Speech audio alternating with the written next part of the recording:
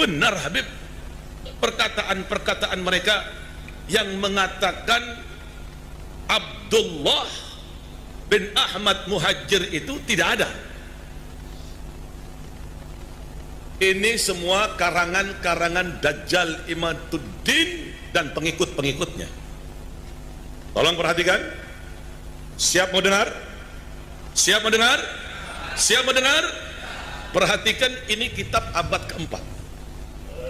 Setelah kita baca nanti, kita akan kasih sok terapi tegangan tinggi terhadap Imad dan pengikut-pengikutnya Imad. Kita akan beri sok terapi nantinya. Al-Haddad dari Alawiyin, Al-Hamid dari Alawiyin, Al-Attas dari Alawiyin, Al-Jufri dari Alawiyin, Bah Hashim dari Alawiyin. Banyak para kabir, hampir mayoritas wali-wali di Indonesia ini, di dunia ini 60-70% Alawiyun. Ini yang dinafikan, ini yang diingkari. Gali adab, biadab itu kelompok-kelompok Imad itu. Saya berjanji nanti saya akan kasih shock terapi tegangan tinggi terhadap mereka. Jangan macam-macam. Anda telah membangunin harimau yang tidur. Kami akan buat goncang nanti dunia ini gara-gara sampean. Kita ini tidak gila hormat. Tapi pada saat dia mengatakan Alawi Jahannam, Alawiyin Jahannam, tunggu. Suatu saat kalian akan bertemu dengan saya nanti. Saya akan kasih shock terapi tegangan tinggi terhadap kalian nanti. Saya ingatkan kepada para santri, baik yang ada di Jember, atau yang ada di Banyuwangi, atau yang ada di Lumajang, atau yang ada di Probolinggo, atau yang ada di Pasuruan, atau yang ada di Madura, atau yang ada di Surabaya, para santri, jikalau ada kelompok-kelompok Imad, kelompok-kelompok pencaci maki Sada Alawiyin ini, pertama laporkan dulu kepada aparat kepolisian. Tapi kalau kepolisian tenang-tenang saja, polisinya tidak mau menggerak, polisinya malah memberikan fasilitas, umpamanya kita akan kasih shock terapi mereka dengan tegangan tinggi, sebagaimana kita kasih shock terapi terhadap orang-orang Syiah. Kita akan kasih shock terapi terhadap mereka. Tunggu waktunya. Kalau Syiah kita bisa sikat, kita bisa bumi hanguskan, apalagi kelompok-kelompok Dajjal Imad ini. Kira-kira dibiarkan atau dilawan? Tidak ada jalan lain kecuali kita akan kasih shock terapi tegangan tinggi nantinya.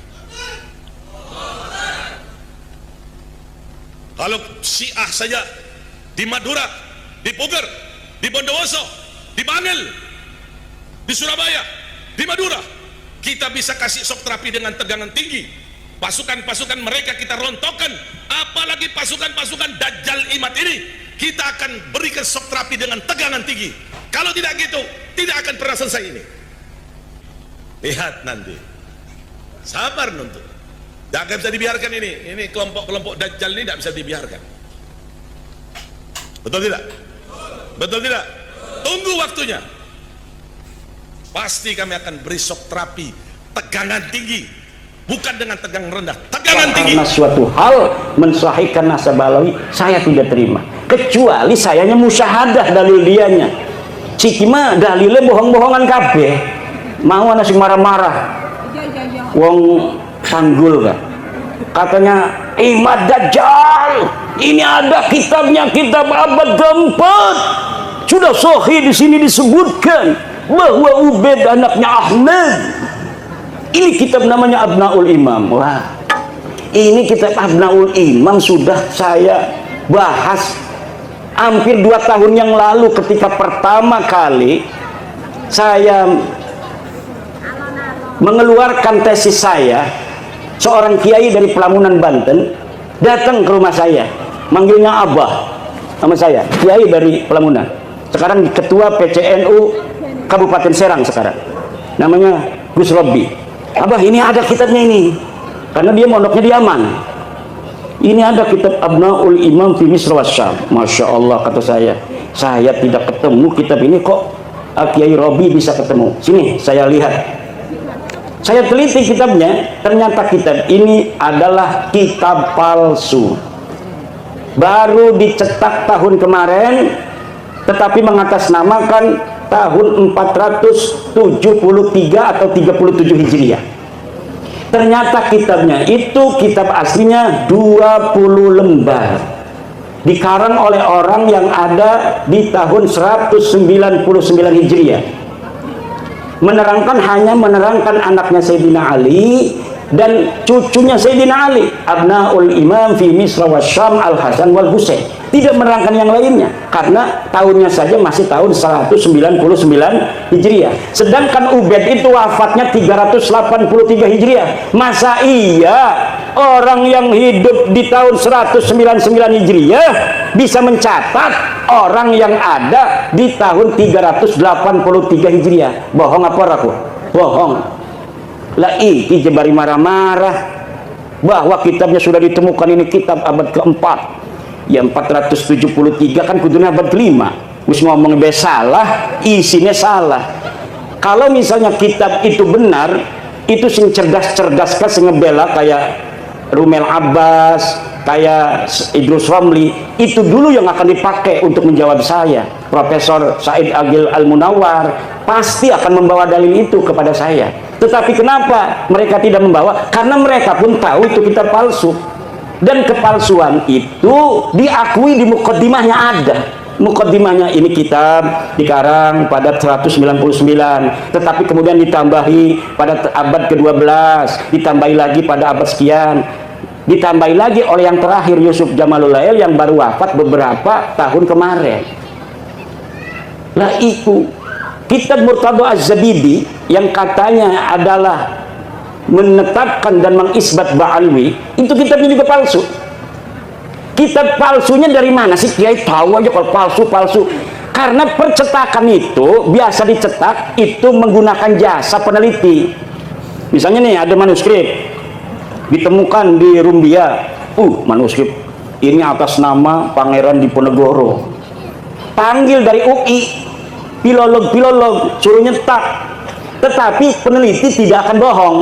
Dia akan cerita, manuskrip ini memang dikatakan tulisan Pangeran Diponegoro, tetapi dilihat dari kertasnya tidak memungkinkan dia berada pada masa Pangeran Diponegoro. Kertasnya ini dicetak atau diproduksi pada tahun 1950, sedang di Diponegoro tahun 1825. Dari jenis tulisan yang ditulis pun tidak mencerminkan tulisan yang dipakai pada tahun 1825. Ini adalah tulisan abad ke-20. Itu tahu. Dan dia ngomong bahwa menulisnya ketika di Lampung. Pangeran Diponegoro katanya menulis kitab ini di Lampung. Sedangkan tidak ada pernah berita diketahui Pangeran Diponegoro pernah ke Lampung. Itu sebenarnya Pangeran Diponegoro siapa? Tapi karena misalnya Provinsi Lampung ini ketua PCNU-nya ingin dicetak aja sesuai dengan tulisannya itu karya Pangeran Diponegoro. Begitu yang terjadi dengan kitab Ar-Raudul Jali karangan Syekh Murtadha Az-Zabidi. Coba beli kitab Ar-Raudul Jali karangan Syekh Murtadha Az-Zabidi, cetakan Yaman Darul Fatah. Itu dari mukaddimahnya sudah jelas bahwa manuskrip ini tidak ditemukan sebelum keluar, dicatat, disalin oleh Hasan Muhammad Qasim. Ini orang abad 50 tahun yang lalu, dia baru meninggal 50 tahun yang lalu. Katanya dia menyalin dari tulisan seorang yang bernama Abdul Mu'ti Al-Wafai yang berada di Khazanah Al-Wafaiyah Mesir. Tetapi sekarang manuskrip yang ada di Wafaiyah Mesirnya sudah hilang. Mereka bisa nyatet, barangkali kita bisa hilang itu. Kenapa begitu? Itu bukti bahwa sebenarnya manuskrip itu tidak ada sama sekali. Karena beberapa klaim mereka punya manuskrip di dalam sebuah kitab yang namanya Uqudul Almas karya Alwi bin Thahir, setelah saya konfirmasi di kitabnya bohong. Misal bahwa Imam Ahmad bin Isa berhijrah dari Basrah ke Yaman, disebutkan oleh Imam Al-Ubaidili di dalam kitabnya. Saya buka kitabnya Imam Al-Ubaidili, tidak ada keterangan itu. Kemudian bahwa Ahmad bin Isa bergelarnya tidak pernah ada Al-Abah dan An-Nafat. Gelarnya menurut dia hanya Al-Muhajir. Ternyata tidak seperti itu. Kitab yang dia sebutkan tidak menyebutkan An-Nafat. Saya lihat ya yang bergelarnya An-Nafat, tukang minyak. Yang satu lagi bergelarnya Al-Abah. Al-Muhajir tidak pernah ada di kitab-kitab dari mulai hidupnya Ahmad bin Isa sampai dimunculkan pada 800 tahun kemudian nama Al-Muhajir sebagai alibi bahwa Ahmad bin Isa ini hijrah ke Yaman. Padahal yai Ahmad bin Isa ini orang pernah pindah ke Yaman. Lakas sama sekali berita kepindahan Ahmad bin Isa ke Yaman. Dia terkonfirmasi kitab abad kelima Al-Ghaibah karangan At-Tusi adanya di kota Madinah Al-Munawwarah. Dicari kapan wafatnya, tidak ada berita kapan wafatnya. Dicari di mana dia ini dikebumikan, tidak ada. Kenapa sampai dia tidak dicatat? Mungkin dia mati muda, tidak terlalu banyak peran dalam kehidupan.